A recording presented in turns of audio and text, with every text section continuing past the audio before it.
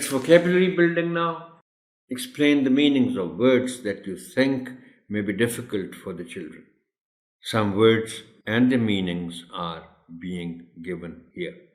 Depend, یہ لفظ بچوں کے لیے اس لحاظ سے نیا نہیں ہے کہ وہ بعض اوقات بڑوں سے سنتے ہیں، کیونکہ ہم لوگ اسے اس سینس میں عام طور پر استعمال کرتے ہیں کہ کوئی آپ سے کوئی سوال پوچھے کہ کیا یہ ہو سکتا ہے، تو آپ اس کو کہیں جواب میں کہ ہاں ڈپینڈ کرتا ہے. تو ڈپینڈ کے معنی آپ بچوں کو بتائیں گے کہ منحصر ہونا، کسی چیز پر کسی چیز کا انحصار ہونا. Shelter, a safe place to live، پناہ گاہ جس کو آپ کہہ سکتے ہیں. نیسٹ، گھونسلہ. پروڈکٹس، چیزیں، خاص طور پر جو چیزیں مینوفیکچر ہوتی ہیں، پروڈکٹس.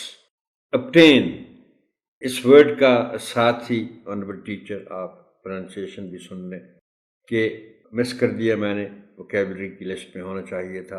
اس کو اگر نہیں پتہ بچوں کو تو وہ امکان ہے کہ وہ obtain پڑھ دیں. اس کو پڑھنا ہے obtain.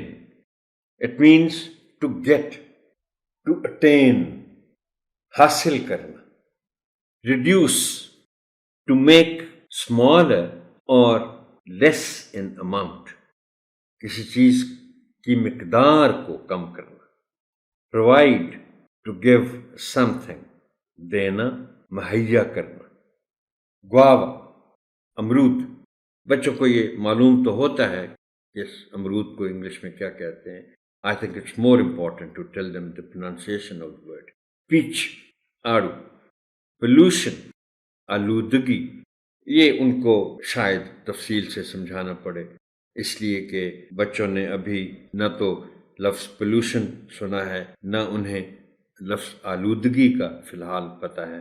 تو آپ انہیں ذرا تفصیل سے بتائیں گے کہ آلودگی کیسے ہوتی ہے. اور کوئی حرج نہیں ہے کہ آپ انہیں فضائی آلودگی، زمینی آلودگی اور آبی آلودگی کے بارے میں بھی بتا دیں.